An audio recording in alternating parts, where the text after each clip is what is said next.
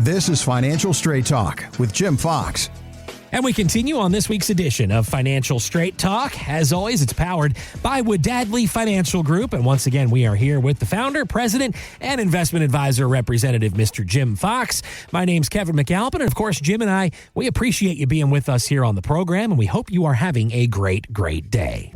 Well, Jim, I know one of the often overlooked pieces of planning for retirement is what you want to do with your stuff when you're gone. And we've kind of touched in the past on some of the unusual things that people will put in their wills. Well, you can now add singer Ed Sheeran to that list because recently he told the Zane Lowe Show he plans to release an album entitled Eject after he is gone. Let's take a listen to this. My will of wishes is to make a record out of all the songs from the age of like 18 to when I pass away. It's actually in my will, and Cherry gets to pick the tracks for it. Lots of people won't like that, but there'll be lots of my fans that would find that super interesting. And it only comes out after I'm dead, yeah. I want the estate to take care of it and do it properly. Yeah, and I'll talk to Cherry throughout my life of like, I really like this one, I really like this one. Well, that's certainly one I've never heard before, Jim. But when it comes to sitting down with folks, I know these conversations are never easy, right? Talking about, wishes after you're gone. But how can you really ensure our listeners that,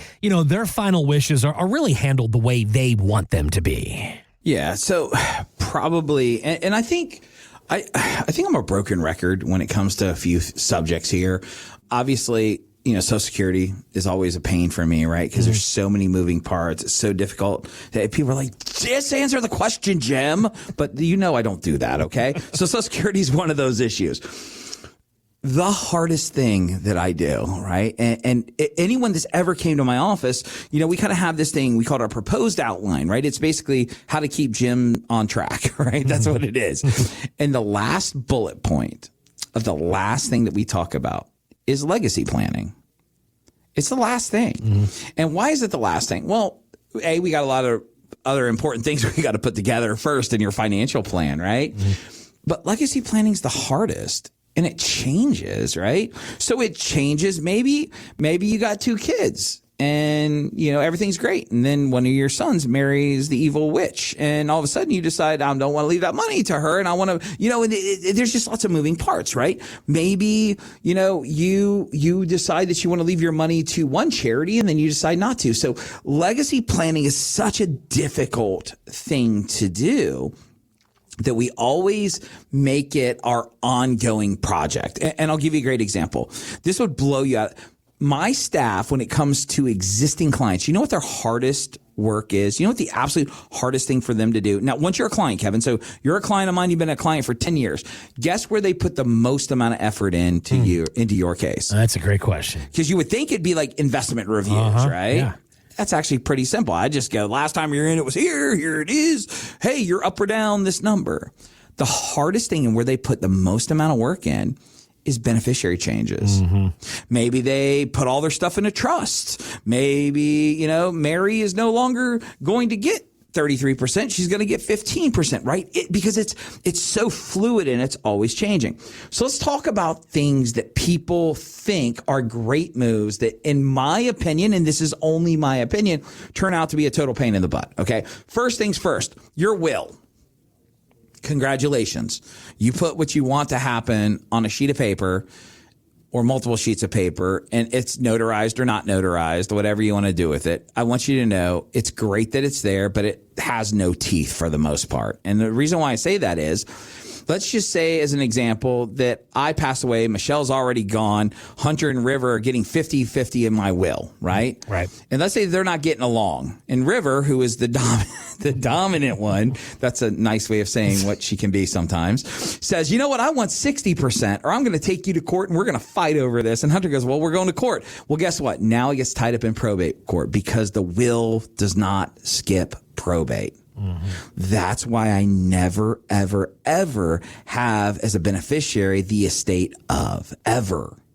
Because guess what, Kevin, I could pass away and you could find out about this. You could go, you know what? I'm going to go and tell the courts that Jimmy told me 25 years ago that he's giving me 50 grand. And you can actually go to court and argue that I was supposed to give you 50 grand when I died. Wow. Right? Because that's what probate's for, right? Now, would it work? Probably not. But do you want the government deciding exactly who gets your money? Your will is just a suggestion. I always tell people it is fantastic for your spoon collection. My mom collected spoons, okay? Mm-hmm. And I don't know why we have 18 spoons from Gatlinburg, but we did, right? One of, like how many Dollywood spoons can you get, right? Mm-hmm. And she left that to one of her church friends and stuff like that. So wills are great for those purposes. Your home. So we're very fortunate, and I don't know Georgia rules, so I can't say if this happens in Georgia, Kevin, but I know for my Florida listeners, we're very fortunate. We have something called a ladybird trust or a ladybird deed here, right? Mm-hmm. And what that basically does, that puts a beneficiary on your home. So if I die, well, my home doesn't have to go through probate because whoever's on my ladybird inherits the house, right? Mm-hmm. So that's a great tool to have. And we talked briefly about it kind of as a joke, but not so much. Let's say that you do have two kids and one of them marries someone that you're just not really overly thrilled with, right? Mm-hmm. And they have kids. Well, there's ways to bypass the spouse if your child was to ever pass away first, right? And create what we like to call a bloodline trust. See, all of these things, and I feel like I'm wandering the weeds of financial weenie world right now, right? But what I need you guys to understand is the hardest thing for me to do is figure out what happens if you die. Because we got to be so precise in the decisions, right? Mm-hmm. If you have a special needs child, ladies and gentlemen, we need to get you a trust. I'm saying a lot of ladies and gentlemen today. That's bizarre, right? I want you. Yeah. I feel like we're in a circus or something right now. Maybe it's the Halloween thing. Maybe. But like everybody has a different need. I guess my point, as I ramble on and on, is this: going and sitting down with somebody and picking out some mutual funds or picking out a stock or buying an annuity or whatever nonsense products that they have does not equal being prepared in financial planning. It just doesn't.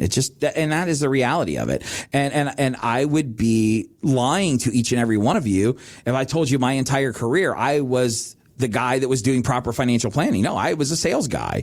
I worked for the largest at the time, the first $1 trillion company back in the day.